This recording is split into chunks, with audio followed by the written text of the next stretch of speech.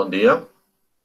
Eh, Nesta videoaula de hoje, vamos a falar sobre a transformada de Fourier. Vamos a introducir a transformada de Fourier, assim brevemente, pulando algumas provas, algumas afirmações matemáticas que vamos a fazer no transcurso da videoaula, né? Vamos a introduzir, dá um minutinho, alguém está entrando.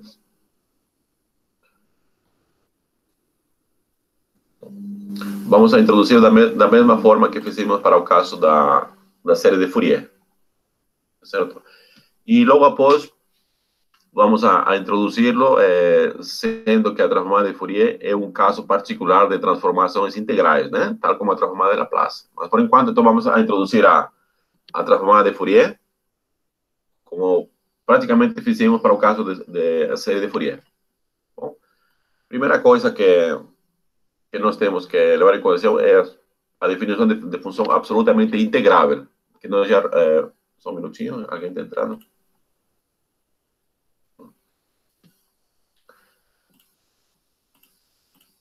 Certo? A função f é absolutamente integrável, né? No intervalo, por exemplo, AB. Aqui não está descartado o fato de A e B serem infinitos, né? E aqui, se existe, decimos que então é absolutamente integrável, né? Se existe um número finito de pontos, vamos chamar esses pontos C0, C1, C2, CK, tá certo?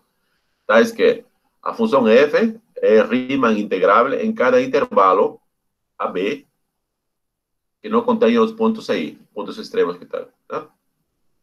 E a integral imprópria, o módulo da integral imprópria que está aqui, né? Integral imprópria por quê? Porque A e B podem ser infinitos, né? Convergem, né? E os pontos de descontinuidade vão ser C1, C1. Então, esses pontos aqui que elencamos aqui são pontos de descontinuidade de primeira espécie, certo? Nesse caso, então, decimos que a função f é absolutamente integrável nesse intervalo. Outro afirmação que vamos a usar, né? É parecido com o lema de Fubini. Certo? O que diz, né? Nós temos uma função que é absolutamente integrável, ou f, absolutamente integrável, né? No intervalo AB. E temos a função φ, que é contínua e limitada nesse intervalo AB. Então, essa integral imprópria que está aqui, do produto das funções, é contínua em CD. Se você vê essa função, a função JY, né? Ela é contínua no intervalo CD. E, além do mais, quando a gente integra com relação ao parâmetro y, né? Ou seja, no intervalo de C a D, a gente pode mudar a ordem da integração, tá certo? Desde que f e φ tenham essas propriedades, né? F ser absolutamente integrável e φ ser contínua e limitada, né? Esse produto cartesiano aqui, tá certo? Então, uma vez introduzido algumas afirmações auxiliares que vamos usar, né? Vamos a introduzir a seguinte definição. É muito parecido com a série de Fourier. Observe aqui, né? Seja f absolutamente integrável na reta numérica, chamamos integral de Fourier a seguinte integral, que vamos anotar com S de x, ou S é x de f, só para se notar que a soma depende do f, né? É igual a integral de 0 ao infinito, a y, cosseno de xy, mais by, seno de xy, dy. Vejam que isso aqui é muito parecido se você troca o integral por somatória, onde os coeficientes a, y e by calculam-se por essas fórmulas que está aqui. Então, praticamente, essa aqui é uma fórmula muito parecida com a série de Fourier, só que aqui trocou a somatória com a integral. Tudo bem? Então, a integral dessa forma aqui, 0,1, chama-se integral de Fourier da função f. E, obviamente, a única requisito de f é ser absolutamente integrável, né? E agora, introduzido a integral de Fourier, observamos o quê, né? O f novamente tem essa propriedade de ser absolutamente integrável, então existe a integral de Fourier, né? Então, as funções a, y e by, né, que foram introduzidas no slide anterior, que está aqui, eles vão satisfazer as seguintes propriedades. As duas são contínuas no intervalo AB. Essa aqui é fácil verificar, são contínuas no intervalo AB, né? Por quê? Porque a integral é 1. Deixa eu ver aqui. o FT é absolutamente integrável e cosseno é contínuo, né? Portanto, o A e B são contínuos. Também observamos que o limite desses coeficientes, a y e by, tende para infinito, né? Tende para zero quando y vai para infinito. Isso aqui é fácil também provar, ou já vimos, já provamos aqui, com o teorema de Riemann sobre oscilação, quando a gente estudou a série de Fourier. Certo? Vamos aguardar então os resultados. Observamos o lema anterior, né? Que é a integral de Fourier da função f, né? Que é 0,1. Aqui, vou voltar para vocês observarem, né? A integral que está aqui, a integral de Fourier. É uma integral imprópria, né? Com singularidade no limite superior, porque o limite superior são infinitos, né? Como vimos, né? A parte direita da integral de Fourier é um análogo à série de Fourier, né? Com AY e BY, também análogos aos coeficientes de Fourier.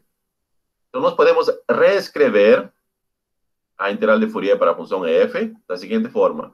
Como que reescrevemos? Veja aqui, vamos a voltar aqui de novo. Aqui você tem a função f, né? Então, o que vamos fazer aqui? Vamos a substituir aqui nessa integral de Fourier, 0,1, os coeficientes. O AY está aqui, o BY está aqui. Vamos a substituir aqui e vamos a fazer uma reordenação. Então, vamos a voltar aqui, né?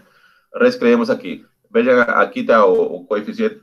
Uma vez escrito esse coeficiente, vamos a usar a seguinte fato, né?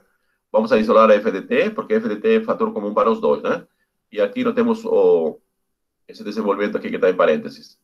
Aqui reconhecemos que isso aqui é igual que ao cosseno da diferença de dois ângulos. Quais são os ângulos? YX e PY.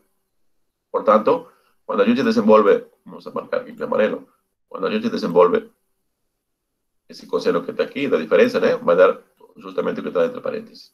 Tá certo? Então, nós podemos reescrever a integral de Fourier, denotada por esse x, né? Por essa integral dupla que está aqui. Tudo bem, pessoal? Antes de continuar, vamos ao chat, está tudo certinho.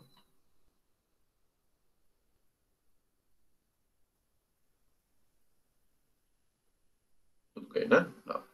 Vamos voltar então. Tá, então, nós reescrevemos a integral de Fourier dessa forma que está aqui. Agora vamos estudar a convergência da integral de Fourier. Nós temos aqui a integral de Fourier que está aqui, né? Então, vamos a considerar o seguinte, né? Aqui vamos a considerar uma parte, aqui em vez de infinito, aqui vamos a considerar um número, vamos chamar de eta, tá certo? Eta maior que zero. Então, como são contínuas, a gente pode usar o limite, né? Então, por exemplo, S eta de x, quando eta tende para infinito, é igual a S de x, tá certo? Essa expressão que está aqui, quando eta vai para infinito, é a mesma coisa que essa expressão que está aqui. Bom? E aqui, vamos a usar aquele lema de Fubini, né? Que a gente pode trocar a ordem da integração, certo? Porque o f é absolutamente integrável e o cosseno é contínuo e ilimitado. Tá certo? Mudando a ordem da integração aqui, veja que trocou aqui a ordem de integração de t com y, né? Aí, então, vai mudar aqui os limites de integração aqui. Mudou. E aqui vamos integrar aqui com relação a y. Integra com relação a y, vamos a ter essa expressão que está aqui. Certo? Aqui já foi usado a fórmula Newton-Leibniz, né? E aqui vamos fazer uma pequena mudança de variáveis para simplificar ainda mais, né? Vamos a chamar de x menos t, u, por exemplo, né? Com essa mudança de variáveis, como que vai ficar nossa integral aqui? Vai ficar seno de u, aqui, seno de eta u, né? Aqui vai ficar eta u sobre u. E aqui nós temos dt. Aqui vai ficar menos, obviamente, aqui, né? Foi assim, f de u mais x. E aqui o t vai ser igual a x menos 1 mais x, né? Ficou assim. Isso. O t. Ficou dessa forma, né? Portanto, aqui vou escrever agora essa integral na última linha. Eu vou escrever a integral em duas, né? De menos infinito a zero e de zero a infinito. Por isso que fica dessa forma.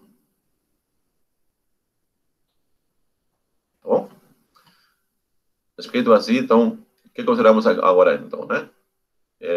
Vai ficar assim. E aqui vamos fazer uma mudança de variáveis, por exemplo, né? Aqui. Vamos aqui. Fazendo mudança de variáveis aqui. Por isso que fica, isso aqui fica dessa forma. Fica dessa forma que está aqui. Porque, na verdade, aqui tenho duas integrais, né? Deixa eu voltar aqui. Tenho duas integrais, de menos infinito a zero, né? Por exemplo, na integral de menos infinito a zero, a gente faz uma mudança de variáveis, de tal forma que vai ficar parecido com essa segunda integral. Um minutinho aqui, está entrando aqui. Tá bem? Professor, era para ser Oi? x menos um, não? Não entendi.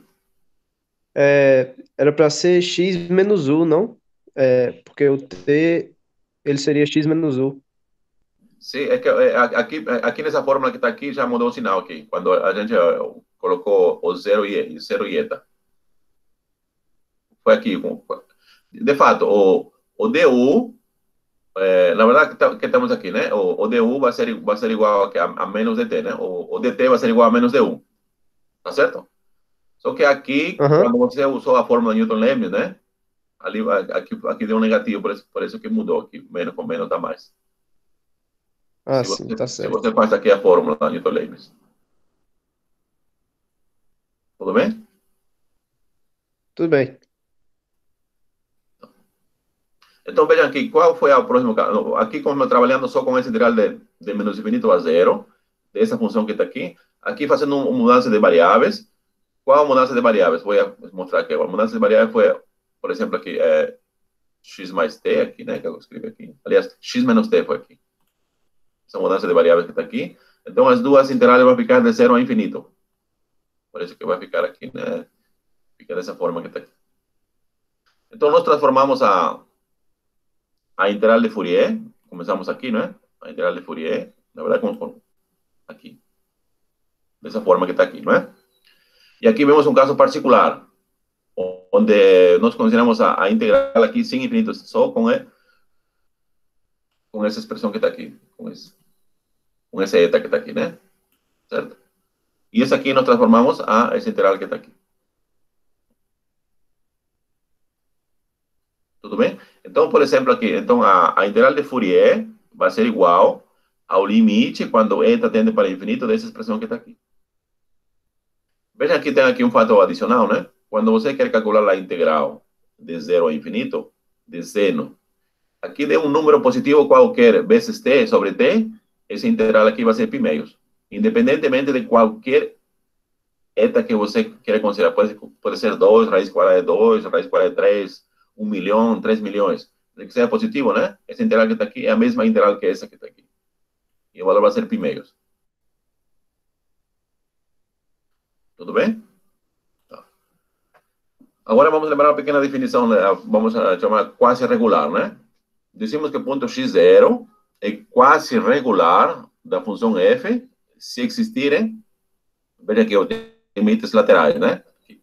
E as funções aqui, eles possuem derivadas laterais também existem. Existem as derivadas laterais. Tá certo? Mas, se além disso a função no ponto x0 é a meia aritmética, né? Então, decimos que x0 é um ponto regular para f.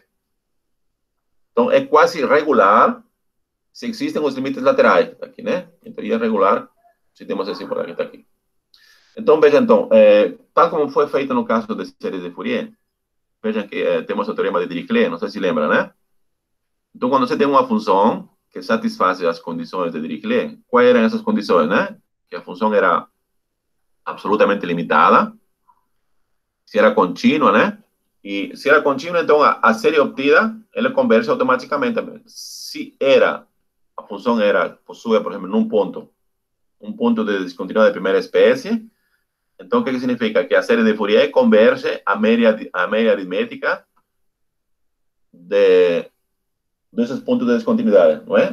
Por exemplo, x0 ponto de descontinuidade, então seria f de x0 pela esquerda mais f de x0 pela direita dividido por 2. Então, quando a função é contínua nos pontos, normal. Quando é descontínua, então converge para essa média aritmética, né? A mesma coisa vai acontecer com a integral de Fourier. A mesma coisa, né? Então, vejamos aqui. Nós dizemos aqui, se a função f é absolutamente integrável, no intervalo de menos, na reta numérica, né? E, obviamente, a y, b, y são os seus coeficientes definidos pelas integrais que já vimos anteriormente, né? Então, veja aqui, se x0 é um ponto quase regular, né? Ou seja, um ponto de descontinuidade de primeira espécie, então a integral de Fourier, ele vai convergir para a medida aritmética, tá vendo aqui? A medida aritmética. Se x0 é regular, ou contínuo, né? Então a integral de Fourier converge para o valor da função nesse ponto. Tá muito parecido com o caso que fizemos para séries de Fourier. Tudo bem?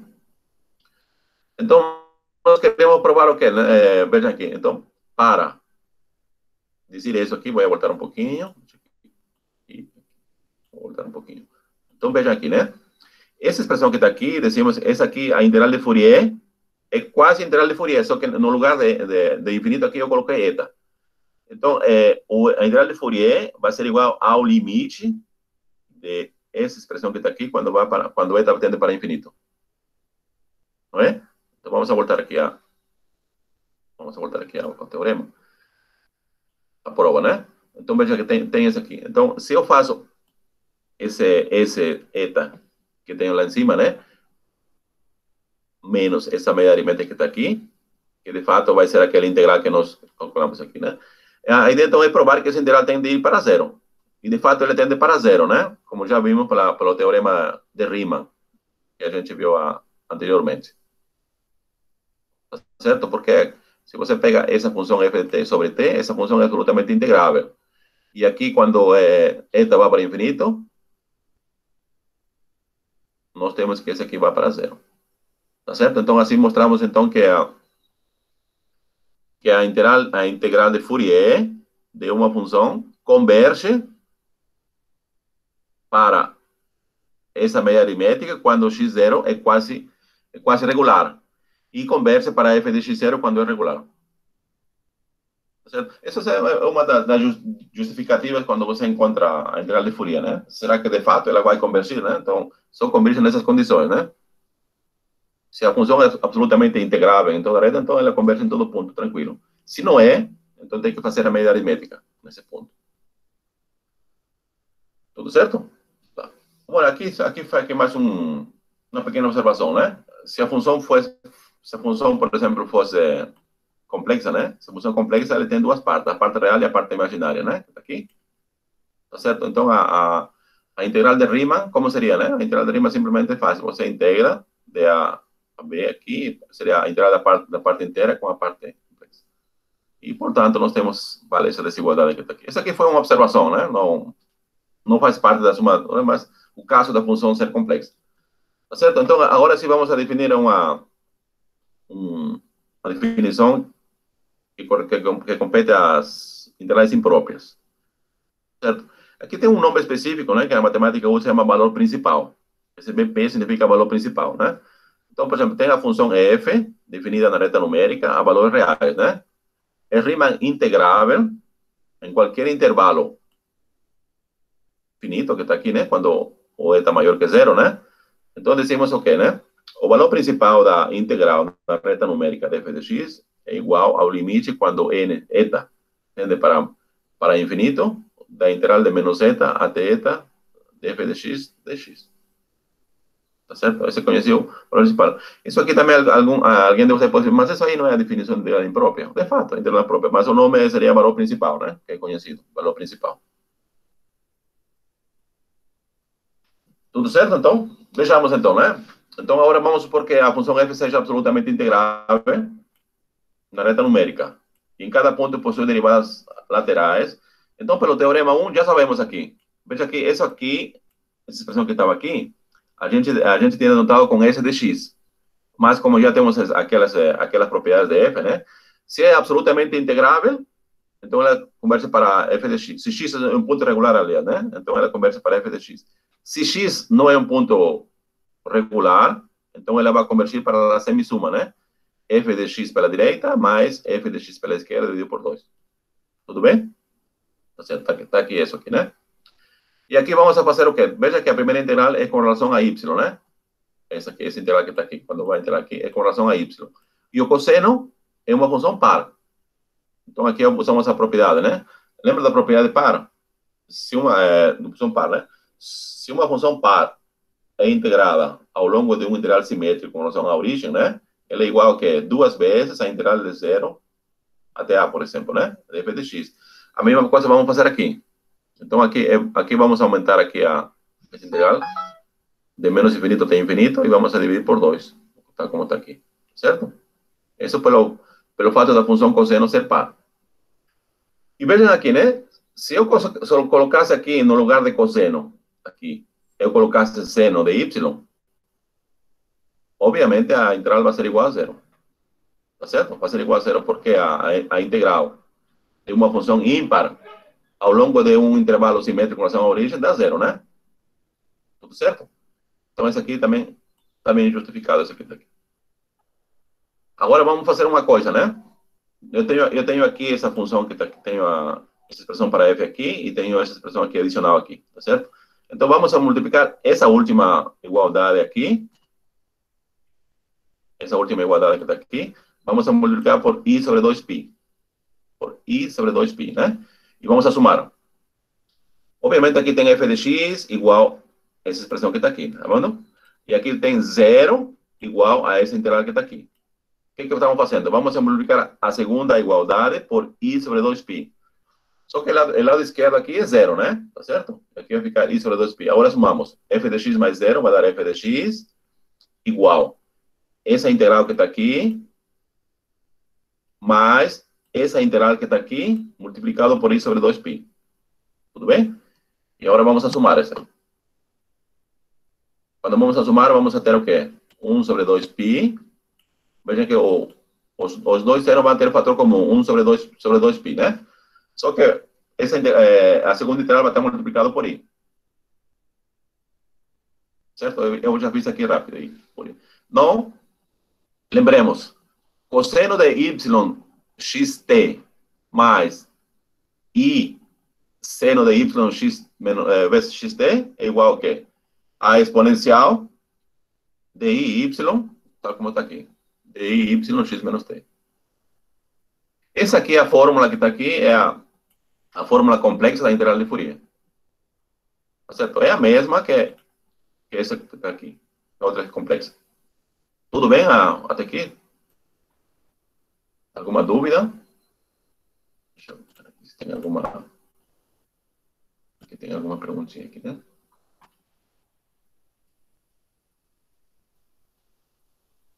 Tranquilo? Podemos continuar?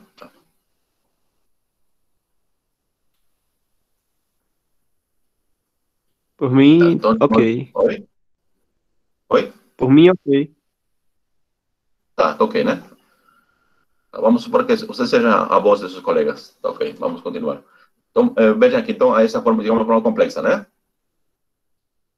Agora nós queremos definir a transformada de Fourier, né? Veja aqui. Vamos supor de novo que f é absolutamente integrável na reta numérica e em cada ponto x possui derivadas laterais, né? Então, ela pode ser desenvolvida pela integral de Fourier. Já vimos isso aí, né? Esse desenvolvimento na forma complexa 0,5, está aqui atrás, esse aqui, 0,5, né? Podemos reescrever da seguinte forma, né? Veja que a gente reescreveu um pouquinho diferente, né? Veja. Esse é 1 sobre 2π, aqui, 1 sobre 2π, vamos escrever da forma 1 sobre raiz quadrada de 2π vezes 1 sobre raiz quadrada de 2π. E separar as integrais, né? Assim, dessa forma aqui. Tá certo? Veja que a primeira integral que está aqui, ela vai integrar com relação a y. Né? Com relação a y que está aqui. E aqui que está no parênteses com relação a t. Tá certo?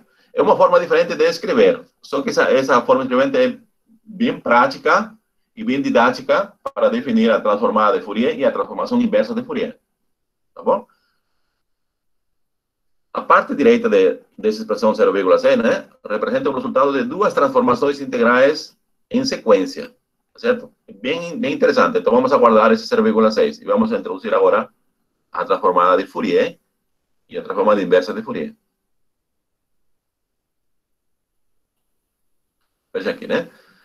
F aqui é uma função integrável em qualquer intervalo que está aqui, a mesma propriedade, né? A transformada de Fourier da função f define-se pela fórmula, né? Essa aqui é a notação que vamos usar, f grande de Fourier, né? Da função f, função y. Veja que esse valor principal, né? Desse que está aqui. Essa expressão que está aqui é a parte que está dentro do parênteses. Vou voltar, se vocês ficam aqui, é a parte que está dentro do parênteses. Então, é aqui que eu tenho a transformada de Fourier da função f. Então, definimos essa expressão que está aqui como sendo a transformada de Fourier. Nós vamos ver daqui a pouquinho, né, que a transformada de Fourier é um caso particular de transformações integrais. Existem muitas transformações integrais, né? As mais famosas, conhecemos a transformada de Fourier e a transformada de Laplace. Tá certo? Então, daqui a pouco falamos sobre isso, né? Então, definimos, então, a transformada de Fourier da função f como sendo essa integral imprópria. Também é fácil lembrar, veja aqui, né? Ou aqui tem f de x, exponencial, e você... Então, a transformada de Fourier, ela vai depender do qual parâmetro? O parâmetro y, né? Porque você está entrando com relação a x. Por isso que tem a dependência com relação a y. Analogamente, vamos a definir a transformação inversa de Fourier da função f. Veja aqui, né? Se vocês observam aqui, aqui voltamos. A transformação inversa, que isso aqui, então, a transformação inversa, como se define? Como sendo que o valor principal de 1 sobre 2 raiz quadrada de pi, de menos infinito a infinito. E essa expressão que está aqui de parênteses, né, como já vimos, é a transformada de Fourier da função f. Tá certo? É a transformada de Fourier da função f. Portanto, a transformação inversa vamos a definir como sendo o quê? 1 sobre raiz quadrada de 2π da integral da transformada de Fourier vezes EI xy. Tá como está aqui. Certo?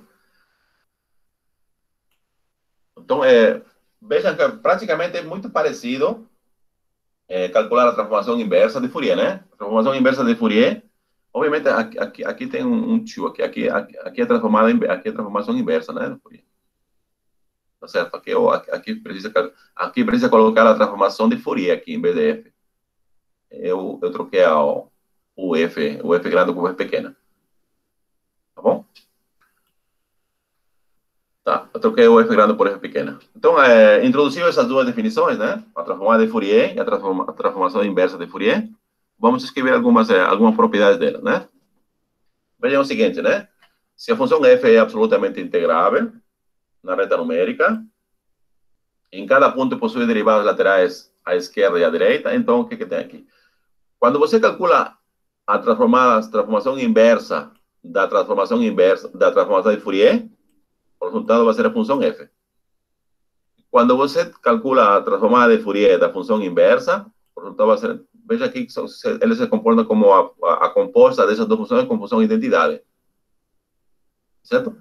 Tal o que era de esperar, né? Quando você define a inversa de uma função, a composta dela funciona como uma identidade, né? A primeira fórmula aqui, ela é muito fácil de verificar. Ela coincide com a fórmula 0,6, né? Com a fórmula que nós vimos aqui, 0,6, essa aqui. Ela coincide. Tá certo aqui? Porque essa aqui, aqui seria a transformada de Fourier do que da função f. Transformação inversa da transformada de Fourier, né? Isso. Vamos ver aqui. Isso, a transformação inversa da f. E a segunda obtém-se a aplicar quando você vai mudar o sinal. Aqui.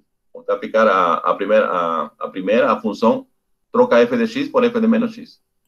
Aí você obtém essa aqui, facilmente, né? Essas propriedades. O importante, então, é guardar essas duas propriedades. Agora vamos ver mais algumas propriedades. As propriedades importantes que podemos destacar assim facilmente, né? É a propriedade linear. Ou seja, se nós temos aqui três funções, f1, f2 e f, que são absolutamente integráveis na reta numérica, então, quando a gente quer fazer a transformada de Fourier dessa combinação dessas duas funções, isso vai ser igual a uma combinação linear das transformadas de Fourier de cada uma delas. Tá? Como está aqui. E a função é contínua, né? Se você tem aqui a transformada de Fourier da função f, é contínua no intervalo, na reta numérica, né? E a transformada de Fourier tende para zero, quando y vai para mais ou menos infinito. E as limitações, né? A transformada de Fourier é limitada no intervalo de menos infinito a infinito, ou seja, na reta numérica, né? Desde que o f seja absolutamente integrável. Obviamente, a prova desses... Desculpe aqui, uma coisa que acho que alguém está entrando, não? Não. A primeira propriedade, ele herda as propriedades da integral, né? Como a transformação linear, a transformação de Fourier é uma integral, né? Então, ele herda as propriedades da integral imprópria, que tem a propriedade de ser linear, né? A segunda propriedade, a continuidade, ele vem do teorema de Riemann, né? Que nós provamos nas aulas anteriores, certo? E a terceira propriedade, né? Pode ser uma consequência do item 2, ou podemos colocar aqui o supremo da transformada de Fourier, né? O supremo da múltipla, é menor ou igual que esse aqui. Aí, como todo mundo já sabe, né? Como a função é absolutamente integrável, então essa integral aqui é infinita. Portanto, a transformada de Fourier é limitada. Bom, tudo certo. Agora vamos estudar algumas pequenas propriedades da transformada de Fourier, da derivada de uma função e as derivadas da transformada de Fourier. Tá vendo? São duas coisas diferentes, né? É a transformada de Fourier da derivada de uma função e a derivada da transformada de Fourier. São duas coisas. Vamos ver essas propriedades, né? Veja. Se a função f é absolutamente integrável na reta numérica, e f' é contínua e absolutamente integrável também na reta numérica, então é fácil verificar. Quando a gente calcula a transformada de Fourier da derivada, o resultado vai ser igual a que y vezes a transformada de Fourier da função f. Vejam aqui um resultado importante, né? A transformada de Fourier, ela praticamente, vamos dizer, destrói a derivada, tá certo? Porque aqui você precisou calcular a transformada da derivada, e o resultado foi a transformada de Fourier da função vezes alguma coisa que multiplicou aqui, vezes y. Então, para fins práticos, essa propriedade é muito importante, né? Quando a gente vai calcular, vamos ver um pouco mais para frente, por exemplo, a equação da onda infinita, alguma coisa assim, vamos usar transformada de Fourier, isso aqui vai ser importante, essa propriedade, porque ela vai permitir, como dizia, né, eliminar as derivadas. E, obviamente, quando você elimina as derivadas, vai rebaixando, as equações diferenciais são mais fáceis de resolver. Tudo bem? A prova é direta prova. Observe aqui, né? F é absolutamente integrável pela hipótese do teorema, né? Tá. E aqui, se é absolutamente integrável, significa que o comportamento dela no infinito dá zero. Tá certo? Ela tende para zero. Bem rapidamente, tende para zero, né? No infinito. Bom, agora, bem, então nós queremos calcular a transformada de Fourier da derivada da função. Certo? Então vamos a, por definição, essa aqui é igual que 1 sobre 2π, a integral de menos infinito de f' de x, porque nós queremos calcular a transformada de Fourier dessa derivada que está aqui, não é? Tá. E aqui vamos usar a interação por partes, tá certo? Vamos escrever f' de x como sendo o diferencial de f de x. Uma vez a interação por partes, vamos usar a fórmula, né? O que diz a fórmula? A fórmula diz que vai ser igual a... constante vezes f de x vezes exponencial de xi, que varia de menos infinito a infinito, né? Tá certo? Tá aqui. E vai ficar e menos, aqui tem menos, né? Só porque, vamos ver porque ficou mais. Menos, aqui tem 2π, que está aqui, e aqui você vai trocar de lugar. O que estava dentro da diferencial sai, o que está fora entra, né? A integral f de x sai, tem que assim. E aqui vai entrar diferencial de exponencial menos ixy.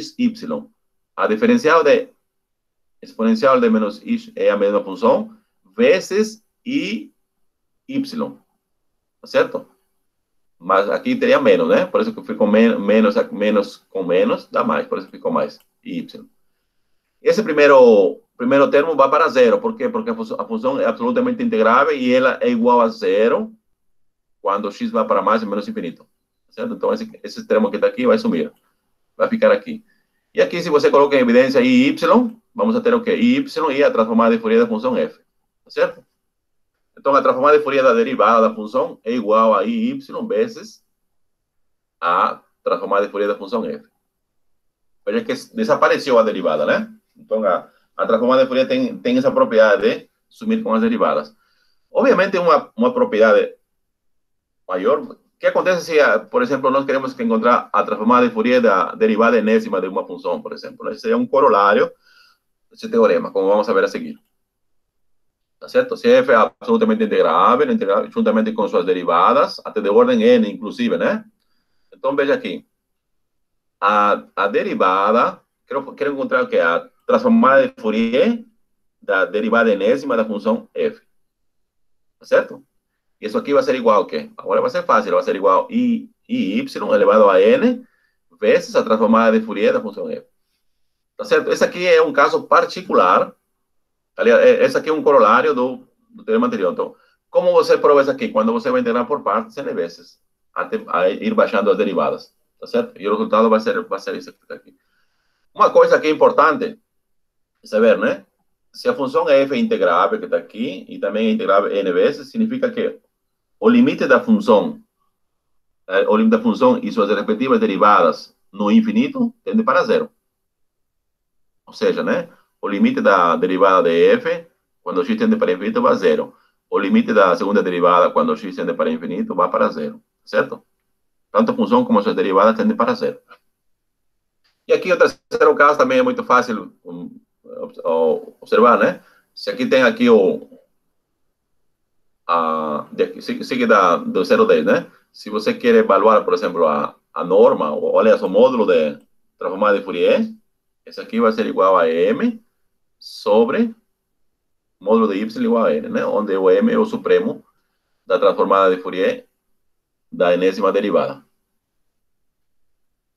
Bom, aqui, né, para demonstrar a ambiguidade, como eu falei, basta aplicar a integração por partes n vezes. Você tem. Uma vez obtida a fórmula que está aqui, aí você aqui vai pegar o módulo. Veja aqui, pega módulo aqui, pega módulo aqui, pega módulo aqui, aqui. Quando pega módulo de y elevado a n, ele vai ser o quê? Módulo de y elevado a n vezes módulo de y elevado a n, não é? Então, o módulo de y elevado a n dá 1. Então, fica módulo de y n, né? Como nós queremos evaluar o módulo da transformada desse aqui, esse aqui vai ser igual ao quê? O módulo da transformada de Fourier da função f vai ser igual ao quê? Ao módulo da transformada de Fourier da derivada enésima sobre yn. E o m vai representar o quê? O supremo do módulo da transformada de Fourier de fn. Então, essa igualdade aqui também é fácil de provar. Tudo certo? Tudo bem até aqui, pessoal? Não sei se está muito rápido, muito teórico, essas coisas, né? Eu queria deixar essa teoria aqui para depois entrar com as contas, né? Não sei se está dando para entender. Tudo tranquilo? Professor, está um pouco confuso. Não enxerguei a aplicação ainda.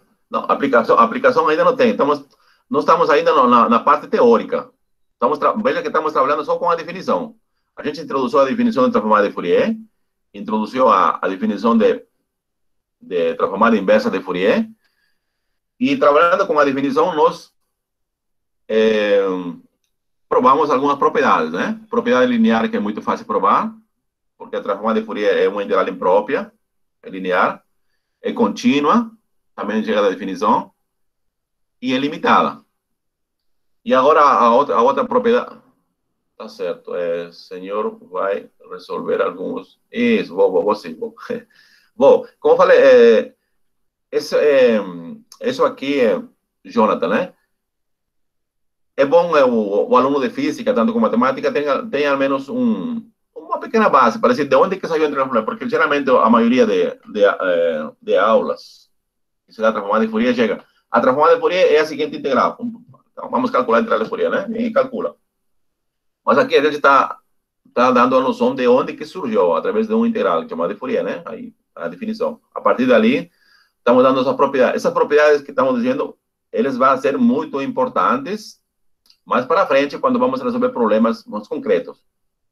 Porque, vejam assim, né? Quando o aluno conhece propriedades de alguma integral, ele vai facilitar enormemente as contas. Por exemplo, o fato de você saber que uma função f é par, por exemplo, né? E você tem uma integral, vamos supor que tem integral, vamos ver, tem integral, por exemplo, de menos 4 até 4. De qual função? Tem logaritmo neperiano ao quadrado de x mais 12x, 5 menos oitavo ao quadrado. Aí, obviamente, é impossível encontrar a primitiva, mas você observa que a função é par. E o intervalo de integração é simétrico. Por essa propriedade, você calcula a integral igual a zero. Até aí você já não maquia a cabeça, não vai perder tempo tentando encontrar uma técnica. É um exemplo simples, mas as propriedades das integrais é muito importante. Bom, então, daqui a pouco já vamos pegar vamos pegar caneta e lápis, daqui a pouquinho. Vamos voltar então aqui, né? Tá, então essa propriedade aqui. E vamos provar as... E aqui a penúltima aqui, a penúltima folha, né? Tem a função f de novo, contínua na reta numérica. E também vamos a supor que a função x vezes f de x é absolutamente integrável na reta numérica. Então, veja aqui. Eu tenho aqui a transformada de Fourier. Eu tenho aqui a transformada de Fourier. Agora eu vou derivar a transformada de Fourier com relação ao parâmetro y, né? Por quê? Porque a transformada de Fourier, ele depende do parâmetro y. Vamos a derivar. Certo? Vamos a derivar aqui. Tá aqui. Esse resultado que está aqui, por exemplo, essa derivada, se eu sei a propriedade, eu não vou precisar calcular a integral. Simplesmente vou essa aqui vai ser igual a transformada de Fourier de menos i f1. F1 é o que? É o produto de x e fx. Vai ser igual aqui. Ou seja, calcular a derivada de Fourier, calcular a derivada da transformada de Fourier é a mesma coisa que calcular a transformada de Fourier da função ix f de x. Certo? Em alguns casos, por exemplo, pode ser que você quer calcular a integral dessa forma que está aqui, por exemplo. A transformada de Fourier de uma função que está aqui. Então, é muito complicado calcular essa transformada aqui. Então, você vai do lado esquerdo. Aí sabe que é fácil calcular a transformada de Fourier da função f, aí você deriva. Aí vai ser a transformada de Fourier. Então, por exemplo, essa fórmula aqui, ela vai permitir calcular, por exemplo, como eu dizia, a transformada de Fourier da função menos ix f de x, sem necessidade de calcular mesmo a integral. Por quê? Porque basta você saber a transformada de Fourier da função f. Uma vez que você sabe ela, aí você deriva com relação a y, aí obtém o resultado. Tá certo? A prova também é muito fácil, né? Você primeiro calcula a integral de Fourier, a transformada de Fourier que está aqui, a função f, aí você deriva, né? Por que você... Aqui é importante em matemática, assim, aqui, né? Por que aqui troca por de ordem? Não sempre vale essa troca. Aqui troca a integral com a derivada. Tá vendo aqui? A derivada está entrando e a integral está trocando de lugar. Isso aí, pelo fato de que a função é absolutamente integrável. Certo? Uma vez que você faz aqui, eu tenho aqui direto, tá vendo? Pronto. E, obviamente, isso aqui vai existir pela hipótese de que x vezes é absolutamente integrável. Certo? Porque menos i uma constante, você pode colocar fora da integral. Tudo certo? E, obviamente, uma fórmula parecida vale para o caso de que você queira calcular a derivada enésima da transformada de Fourier da função f. E a fórmula vai ser igual a essa aqui. Essa fórmula é extremamente útil em alguns casos para aplicações. Tá certo? Então, vamos aguardar essas fórmulas para quando vamos aplicar logo mais, né? Na próxima aula. Tudo bem? Então, foram introduzidos assim, a transformada de Fourier de uma função f absolutamente integrável e a transformação inversa de Fourier e as suas respectivas propriedades. Tudo bem? Agora eu vou trocar de PDF, vou entrar no PDF e vamos a fazer a aula como se fosse num curso normal de bacharelado ou licenciatura em física, né? Tá bom? Vamos aqui, eu vou destrocar agora os slides, vou trocar aqui. Vou parar aqui e vamos a compartilhar.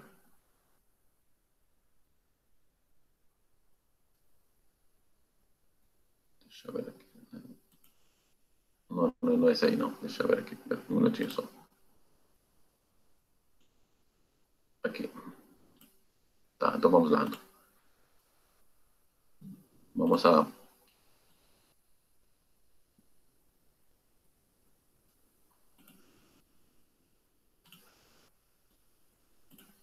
Tá, agora vamos... Tá vendo agora esse slide?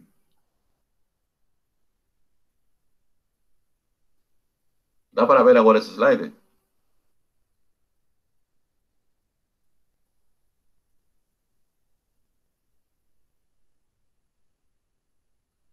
Alô? Sim, muito pequeno o slide, né? Eu vou tentar aumentar então.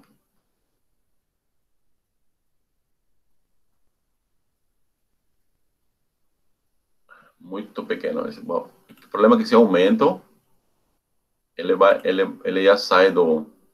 Certo. Eu vou fazer uma coisa aqui, acho que vai contar, acho que é Ctrl L, né? Melhorou aí? Não, nada, né? Alguém está com o microfone? Melhorou assim um pouquinho ou não? Tá pequeno ainda, né? Vou sair então aqui. Minutinhos. Tá, então vamos fazer uma coisa aqui.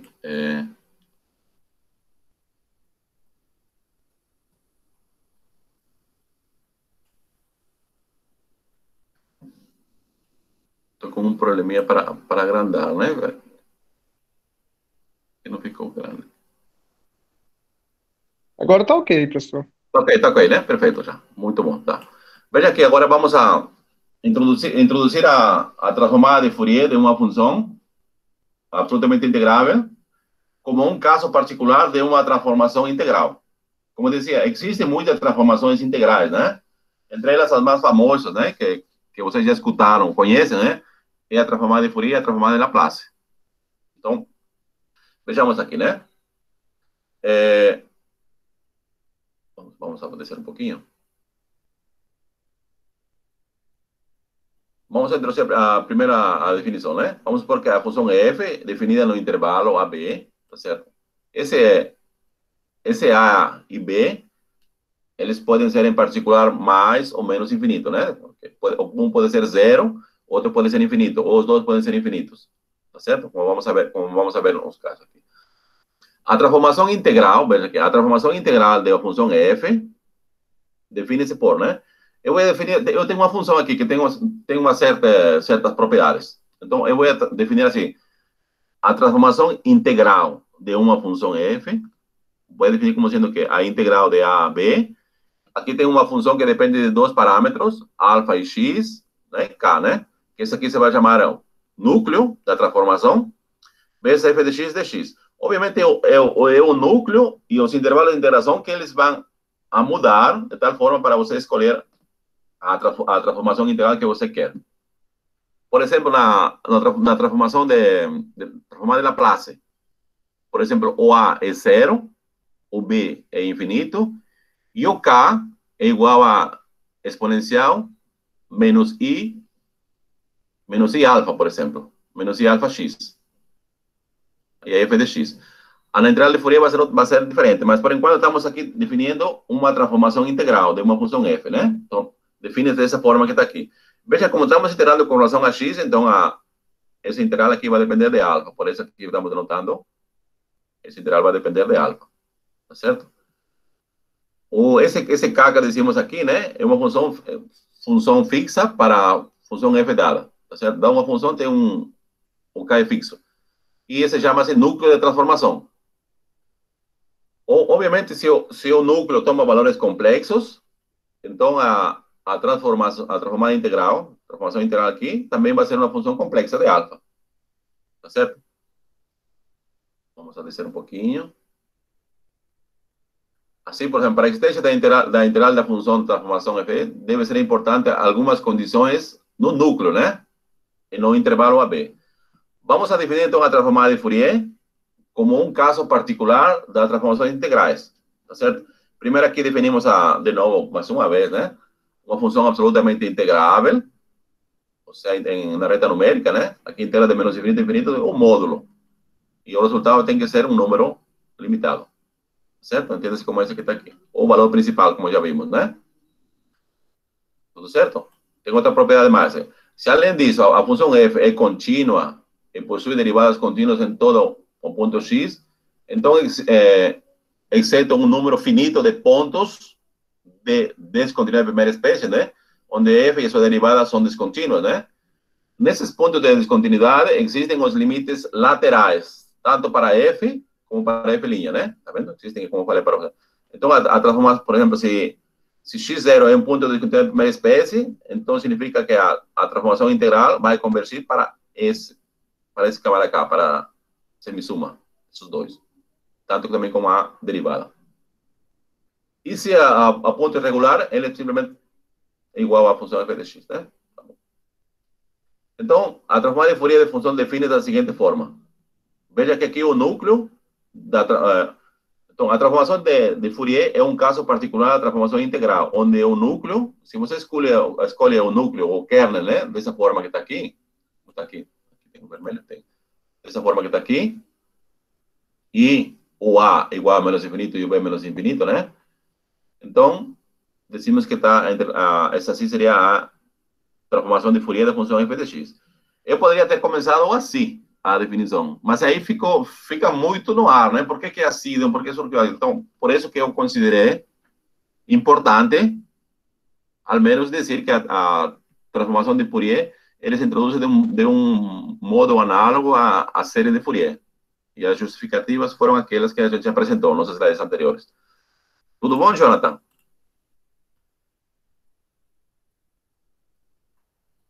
Eita, acabei de entender minhas dúvidas. Obrigado mesmo.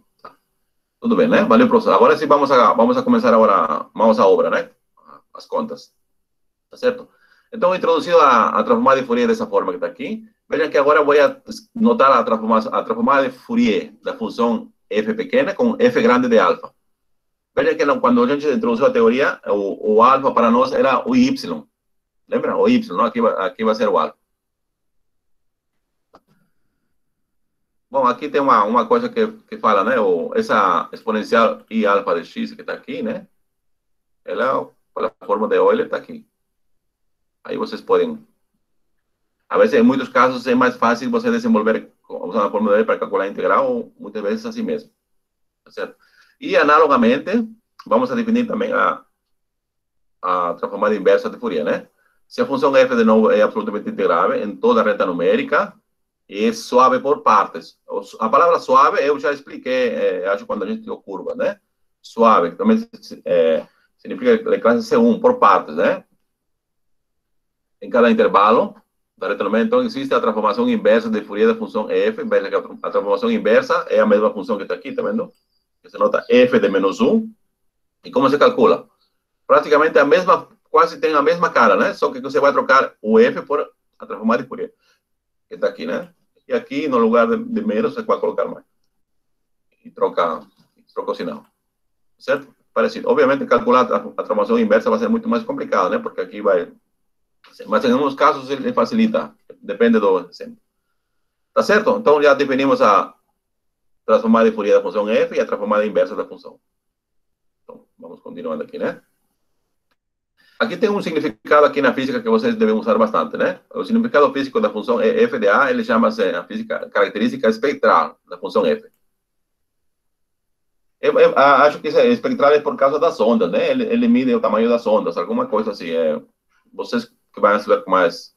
Porque tem a transformada de Fourier discreta, que a gente, infelizmente, não vai estudar aqui, mas acho que os alunos de geologia ou de geofísica usam bastante a transformada de Fourier discreta. Discreta é quando os valores, né, de alfa são inteiros, certo? E o módulo da transformada de Fourier da função f, né, chama-se amplitude espectral. Tá certo? Isso aqui bem fundamentado do caso da física. Então, só vou deixar para vocês me dizerem depois. Tá bom? Bom, Introducido agora, vamos ahora, né? Então, nós queremos encontrar a transformada de Fourier da função f de x. A função f de x ela é definida em dois intervalos. Para x maior ou igual a zero, a função vale exponencial menos x. E para x negativos, a função vale zero. Certo? Então, vamos usar a definição, né? E é fácil observar que a função f sobe por partes, tá certo? Não, por exemplo, quando você observa o intervalo não negativo, a função exponencial de menos x. E a função exponencial de menos x, ela possui derivadas de todas as ordens. Não tem problema. E do lado esquerdo, para os negativos, zero. Zero também é uma função que possui todas as derivadas. Então, não tem nenhum problema, né? Então, aplicando a fórmula da transformada de Fourier. A transformada de Fourier da função f vai ser igual que 1 sobre a raiz quadrada 2π, a integral de f de x. Lembrando que f de x é essa função que está aqui.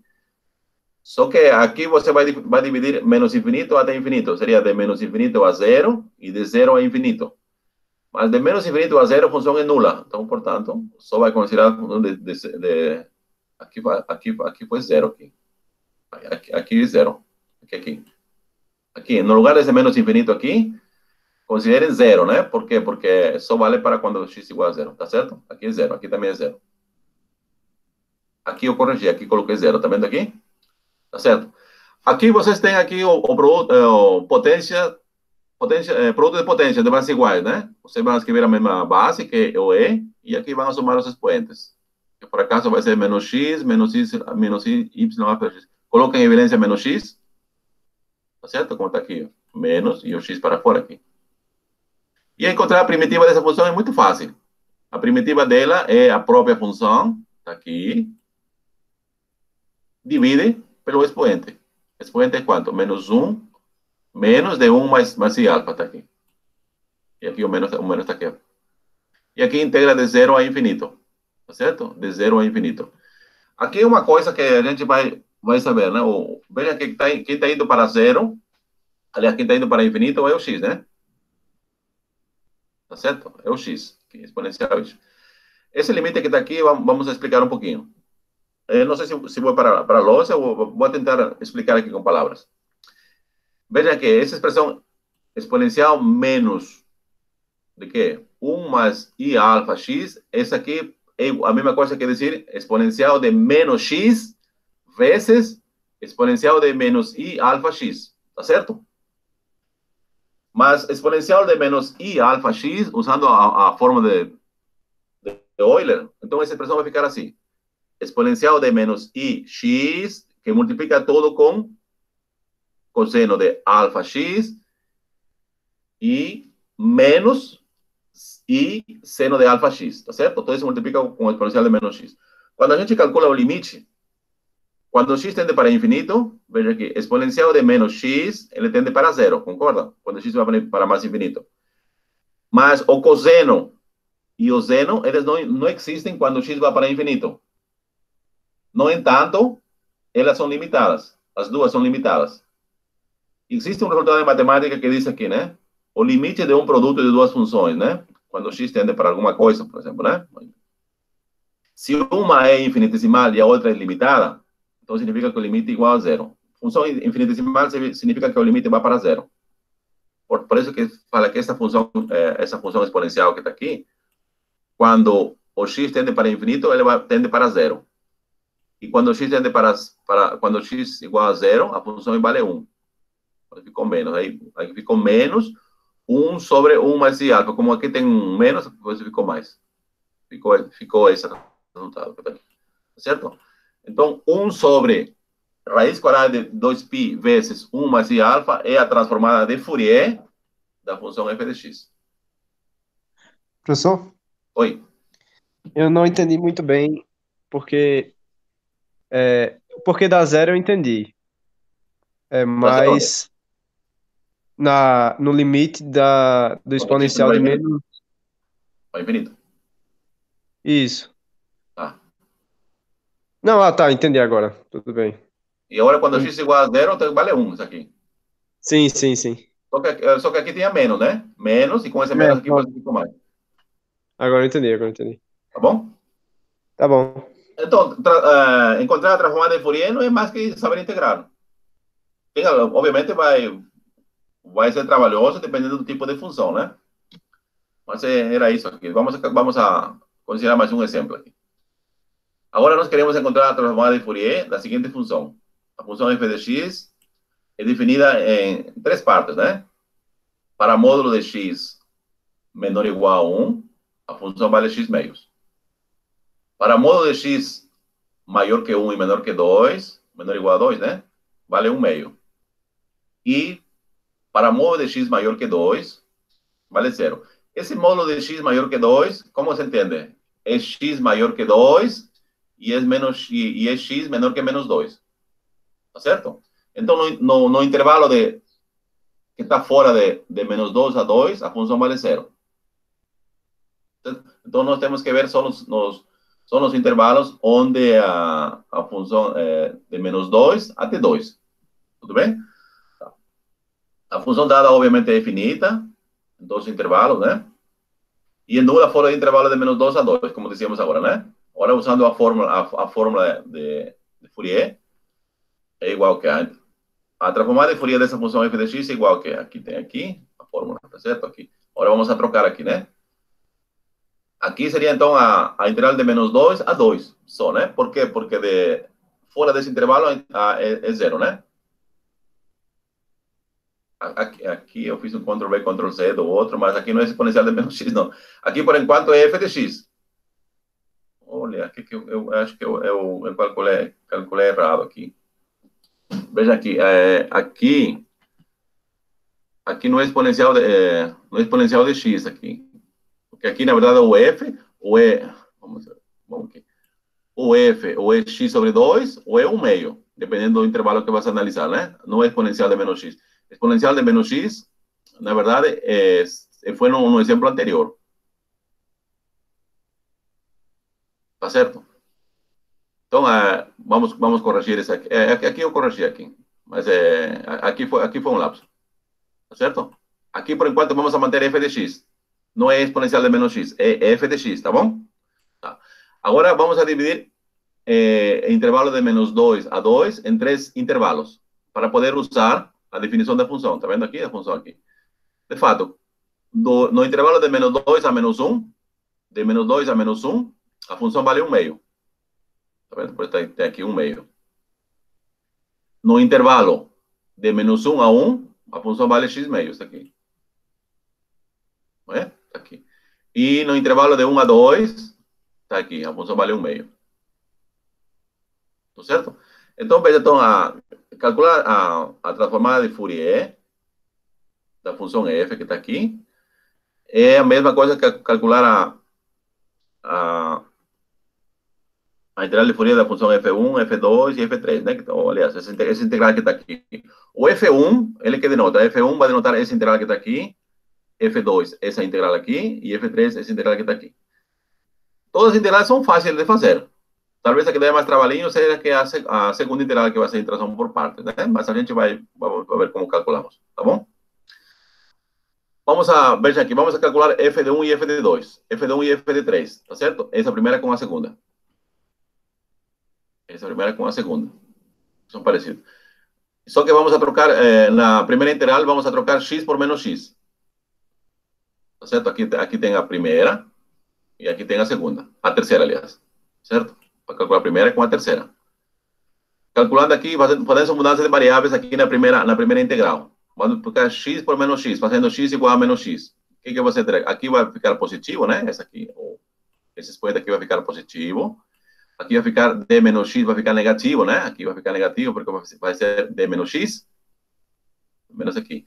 E aqui, quando você faz... aqui vou trocar x por menos t, para não confundir x menos x, né? Quando x tende para menos 2, o menos y vai tender para 2. E quando x tende para menos 1, o menos y tende para 1. Aí você troca os limites de integração e multiplica por menos. Como já tinha menos, ficou positivo. Por isso ficou assim. Aqui. Tá certo? E agora você tem o mesmo limite de integração, de 1 a 2. Aí você agrupa e escreve o fator comum 1 meio, né? Tá vendo? Tá aqui assim. E aqui, pela fórmula de Newton-Leibniz, né? Newton-Leibniz, a fórmula de Euler, essa expressão que está aqui é o cosseno de alfa de x. Tá certo? a primitiva de cosseno de alfa de x é o quê? Seno de alfa de x sobre alfa, de 1 a 2, pues ficou assim. Certo? Esse foi o cálculo da primeira integral e da segunda e a terceira integral. Agora falta calcular a segunda integral. A terceira integral, como eu dizia, a gente calcula ou por partes ou usando as propriedades. Veja aqui, né? O que fizemos aqui? Veja que o intervalo de integração é simétrico, não é simétrico, de menos 1 a 1. E tem aqui x meios. Eu vou escrever aqui exponencial de y alfa de x, usando a forma de Euler, aqui. Uma vez que use a forma de Euler, vamos escrever isso aqui como soma de duas integrais. Tá certo? Qual vai ser as integrais? Vai ser 1 meio da integral de menos 1 a 1 de x vezes cosseno de alfa de x, menos 1 meio e a integral de x vezes seno de alfa de x. O que aconteceu com a integral x cosseno de alfa de x? Como está aqui explicado aqui, essa aqui é igual a zero, essa integral. Por que é igual a zero, né? Porque x é ímpar e cosseno é par. E nós estamos integrando num intervalo simétrico em relação à origem. Portanto, integral, o que ficou? Ficou só esse integral que está aqui.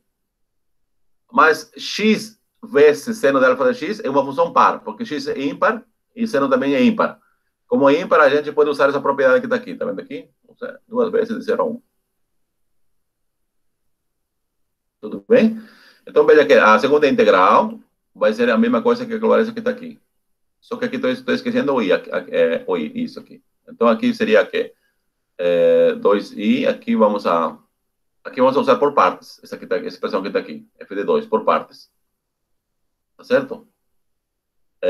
Qual por partes? Aqui você vai colocar seno de alfa x dentro da diferencial, que vai ficar, então, diferencial de cosseno de alfa x sobre alfa, com sinal menos. Então, aqui eu fiz uma transformação que vai ficar essa forma que está aqui. Tá certo? Essa forma que está aqui. E assim, vamos a substituir, então, aqui na transformada de Fourier, né? Que temos aqui. Já calculamos F1, F2 e F3. Aí, substituir. E, obviamente, você vai ter esses camaradinhos que estão aqui. Tudo bem? Alguma dúvida com relação a... Precisa esclarecimento de algumas contas ou... Precisam ir para a lousa virtual? Ficou claro assim?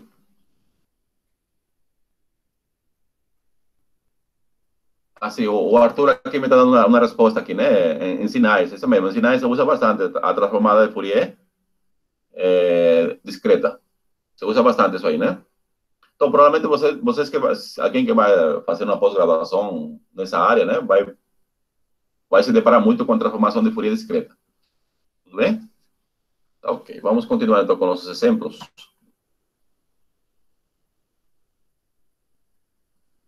Bom, o próximo exemplo, veja que nós queremos encontrar a amplitude espectral. A amplitude espectral não é mais que, não, como dizia, é a transformada de Fourier, né? Se chama aqui. E a amplitude espectral é o módulo, na verdade, né? A amplitude do espectro é o módulo da transformada de Fourier. Então, nós precisamos primeiro encontrar o módulo, aliás, a transformada de Fourier da função f, e logo depois calcular o módulo, que seria a amplitude espectral. Tá bom? Nossa função aqui parece que é muito fácil, né? Encontrar. F de x é igual a 1 quando x está de 0 até 1. E é 0 nos demais pontos. Veja aqui. A esquerda de 0 é 0 e a direita de 1 também é 0. Aqui podemos escrever aqui x nos demais pontos. Certo? Então, aqui só vamos calcular a transformação de Fourier no intervalo de 0 a 1. Por definição, a transformada de Fourier, aqui, né? 1 sobre raiz quadrada de 2π, f de x, está aqui, né? Agora, mas a função só está dividida entre intervalo de 0 a 1. Então, por isso eu coloco 0 a 1, e a função aqui vale 1. Por isso, basta calcular só essa integral que está aqui. Essa integral é muito fácil de encontrar, né? A primitiva da função exponencial menos i alfa x é a mesma, tá certo? Conforme está aqui, sobre alfa i. E agora calcula de 1 a 0. Calculando aqui, Um alfa aqui vai ser essa expressão que está aqui. Só que aqui eu fiz uma pequena mudança, só para já ter a cara mais ou menos da... Veja que se você calcula diretamente aqui, veja que quando o x é igual a 1, vai ficar exponencial i alfa, certo?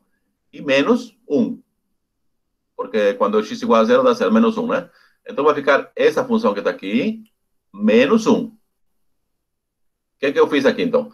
Eu escrevi menos i alfa x como sendo menos i alfa x, ou seja, exponencial de menos i alfa x vai ser igual a exponencial menos i alfa x sobre 2 vezes exponencial i alfa x sobre 2. E aí juntei com 1. Por isso que deu essa expressão que está aqui. Tá certo? É só para facilitar quando eu estou pensando em pegar o módulo. Então, aqui simplificando, vejam o que eu teve aqui, né?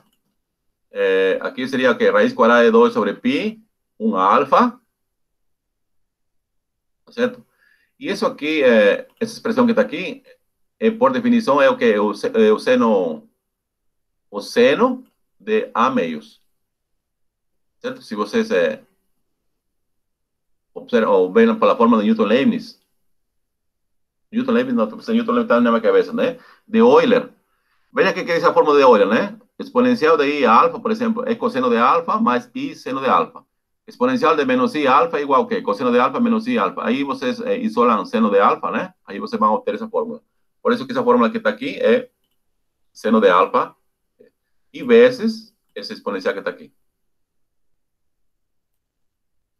Tá certo? Por que coloquei assim? Porque quando vamos a calcular o módulo, né? Agora o que pide é amplitude espectral. Então, a amplitude espectral é o módulo da transformada de Fourier, né? Coloca o módulo. Aqui, raiz quadrada sobre π constante, positiva. 1 sobre alfa. Alfa não sei se é positivo ou se é complexo, né? Então, vou colocar 1 sobre raiz quadrada de alfa. E aqui, módulo de seno de alfa meios. Que não sei qual é o valor de seno, né? Pues, módulo. E aqui tem o módulo de exponencial i alfa sobre 2. Todo mundo já sabe que o módulo de exponencial i alfa x é igual a 1. Por isso que fica, então, que a amplitude espectral vai ser igual a essa que está aqui. Aqui talvez a grande dificuldade foi... Dificuldade não. Reescrever aqui para ser mais exato. Isso aqui. Tudo bem, pessoal? Alguma dúvida? Se precisa esclarecimento, podemos ir à lousa virtual, né? Para fazer as contas.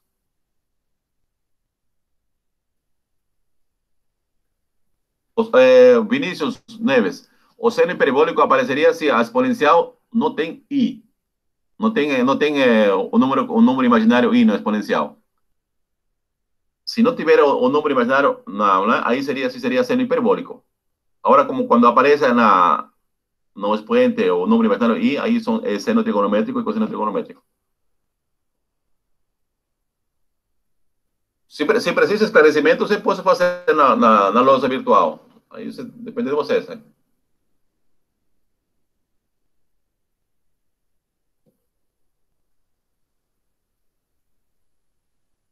Tudo bem? Com esse exemplo, então, nós vamos a parar nossa videoaula de hoje, certo?